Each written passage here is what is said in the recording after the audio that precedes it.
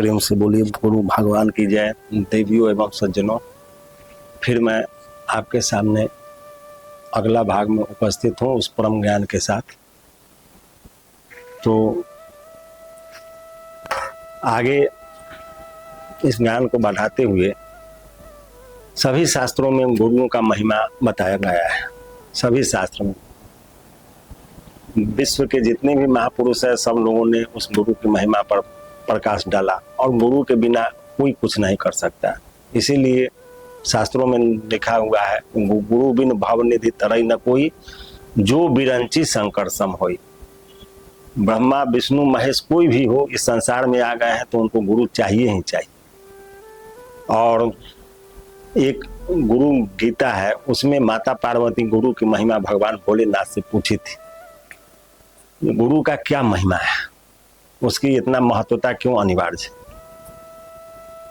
तो भगवान भोलेनाथ बताएं, जो गुरु के रूप में सभी जगह हम ही हैं, लेकिन हम अदृश्य हैं और हमारा ही जो रूप दृश्य में है वही गुरु होता है। तो उसमें साक्षात मेरा वास होता है। तो गुरु के वचन प्रतीत न जेहि, सपने सुगम न सुख सिद्धि हैं। यदि जिसको गुरु के वचन में विश्वास नहीं होता, उसको सपन में भी सुख सिद्धि नहीं मिल सकता है। तो शास्त्रों में बताया गया, जेहि सठ गुरु सठ ईर्ष्या करहि, रौरव नरक कोटि जुग परहि। जो गुरु के साथ ईर्ष्या करता है, दोष करता है, मतभेद करता है, गुरु का चुंगलई करता है, वह रौरव नरक कोटि जुग परहि, वह करोड़ों वर्ष तक वह रौरव नरक में पड़ेगा, 84 लाख के चक्कर काटेगा, उसको कोई नहीं बचा सकता। यह महादेव जी की वाणी। और माता पार्वती को समझाते हुए उन्होंने बताया, ये कोई भी प्राणी संसार के गुरु से द्रोह करने वाला संसार में कोई आज तक सुखी नहीं रहा, चाहे कोई हो। तो गुरु का महत्व बहुत है। और उस संसार में कोई भी प्राणी कुछ भी पाया है, कोई भी संसार के मनुष्य कुछ भी पाया है तो गुरु से ही पाया है, संसार से कुछ नहीं पाया। संसार से जो पाया उस संसार में ही रह गया। लेकिन संसार में भी किसी चीज की प्राप्ति के लिए उसको गुरु की आवश्यकता होता ही है, नहीं तो कभी नहीं हो सकता है। तो एक बार तुलसीदास नरहरिया दास के शिष्य थे। उनके कृपा से उन्होंने ज्ञान प्राप्त करके और रामचरितमानस की रचना कर डाली महादेव जी के आदेशानुसार। तो तुलसीदास उस गुरु की महिमा को जान रहे थे। तो एक बार तुलसीदास भ्रमण में निकले हुए थे और एक स्त्री की पति मर गई थी।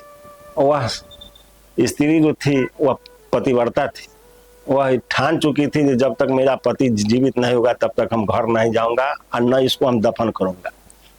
यहाँ तक हम दोनों साथ में मरेंगे और नहीं तो इसको हम जीवित करके घर ले जाएंगे। तो सारे जगह अपने पति के लाश को कंधा पर लाद के हर जगह भटकती रही, हर मंदिर में, हर तीर्थों में, हर आश्रमों में भटकती रही, लेकिन उसके पति को कोई जीवित नहीं कर पाया। सब कहा जे भाई विधि के विधान है, इसको कोई नहीं टाल सकता है। लेकिन जब वो दिन में बैसाख के महीना था, प्रचंड धूप और बहुत ज्यादा पछुआ हवा चल रहा था, दिन में निकलना मुश्किल था, लू के थपेड़े चल रहे थे। इस बीच वह महिला अपने पति के लाश को सबको अपने गर्दन पर रखकर और भटकती जा रही थी। तो कोई मिले जो उसके पति को जीवित कर दे, लेकिन कोई नहीं मिल रहा था। बिना अन्न पानी के उसके प्राण सूख रहे थे। अब उसके प्राण पखेरु उसका भी उड़ने की स्थिति में आ गया था, लेकिन वो जीत पर अड़ी हुई थी, जब पति को जीवित करके ही दम लेंगे। तो उसी रास्ते से तुलसीदास चले आ रहे थे। एक बहुत विशाल चौड़ था, उसमें एक बट का वृक्ष था बहुत बड़ा। उसी बट वृक्ष के नीचे वह महिला अपने पति के लाश को रख कर अब थक कर बैठ गई हुई थी। सोच रही थी कि कोई भी इनको जीवित कर दे ताकि मेरा प्रण पूर्ण हो जाए। वह मन वचन कर्म से सती थी। तो उसी रास्ते से तुलसीदास भी चले आ रहे थे और उस वट के छांव देखकर तुलसीदास भी वहां थोड़ा विश्राम करना चाहे, इसलिए कि जब दूर दूर तक कोई उपाय नहीं था, प्रचंड धूप गर्मी के समय लू के थपेरे चल रहे थे, तो तुलसीदास भी उसी वृक्ष को देखकर वहां आए। तो जब तुलसीदास आए तो वह महिला जो है तुलसीदास को साष्टांग दंडवत किया। तो तुलसीदास उसको आशीर्वाद में बोल दिए अखंड सौभाग्यवती भव। अब तो महिला बात पकड़ ली। अब तुलसीदास फंस गए, क्योंकि तुलसीदास को यह पता नहीं था कि इसका पति आज 4 दिन से मरा हुआ है। अब तुलसीदास फंस गए इस बात पर, और वह महिला तुलसीदास को पकड़ ली। ये आपने कहा है अखंड सौभाग्यवती भव, तो हमारा पति तो 4 दिन से मरा हुआ है, हम सारे जगह भटक गए, इसको कोई इनको जीवित नहीं कर रहा है, और मेरा प्रण है जब तक जीवित नहीं होंगे तब तक हम घर नहीं जाएंगे, और यदि जीवित नहीं हुए तो हम भी अपना प्राण अन्न पानी के बगैर त्याग देंगे, यह हमारा प्रण है। तो आप संत हैं, अब वृथा न जाहि देव ऋषि वाणी, देवताओं और ऋषियों की वाणी व्यर्थ नहीं जाता है। तो आप बोले हैं तो आप कुछ सोच के ही बोले होंगे, इसलिए हमारे पति को जीवित कर दीजिए। अब तुलसीदास तो बड़ा फेरा में पड़ गए, उनको क्या पता कि ये लाश लेके भटक रही है। अब औरत लगी उस चवड़ में जोर जोर से रोदन करने, अखंड विलाप, उसके विलाप को देखकर तो तुलसीदास भी घबरा गए, उनका भी हृदय पिघल गया। तो तुलसीदास तो कुछ जानते नहीं थे, कोई मंत्र तंत्र तो कुछ जानते थे नहीं, वो तो एक भरोसे राम के, अपने गुरु के बताए हुए मंत्र पर, नाम पर उनको पूरा भरोसा था, उसी को लेकर वो चल रहे थे। जीवन भर एक राम नाम की आस, उसी आस में ही अपना जीवन व्यतीत करते रहे। तो अब तुलसीदास करे तो क्या करे, अभी फेरा में पड़ गए। उस औरत के रोदन सुनकर इनका दिल पिघल रहा था।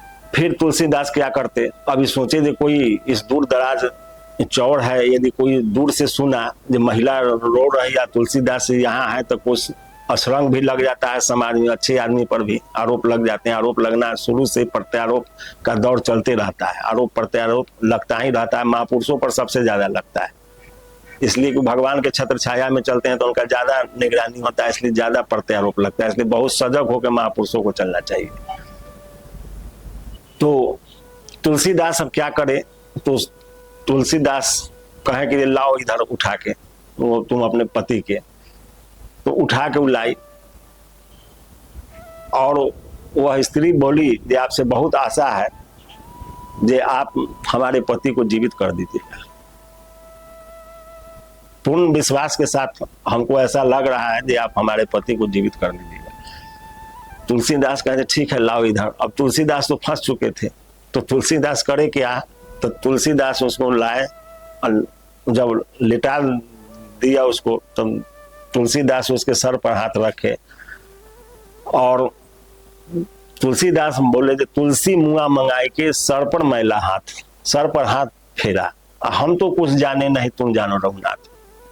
तुलसीदास बोले जो हम तो कुछ जानते नहीं है प्रभु, और ये अनजान में जो वचन निकल गए इसका लाज रखना आपका काम है, तो हम तो कुछ जान नहीं रहे हैं। यह महिला अपने हट पर जिद पर अड़ी हुई है, इसलिए अब आप मेरी लाज बचाइए, नहीं तो जो इच्छा हो, अब हम क्या कह सकते हैं।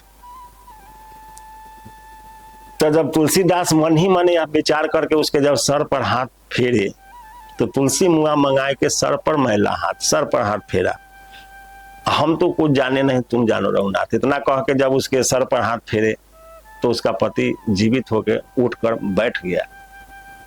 यही गुरु के प्रभाव है, उसके मंत्र का प्रभाव है, उसके वचनों का प्रभाव है, इसलिए गुरु पर कभी संदेह नहीं करना चाहिए। गुरु गुरु ही होता है, चाहे वो किसी भी परिस्थिति में हो, कैसा भी वेशभूषा हो, कैसा भी रहन सहन हो उसका।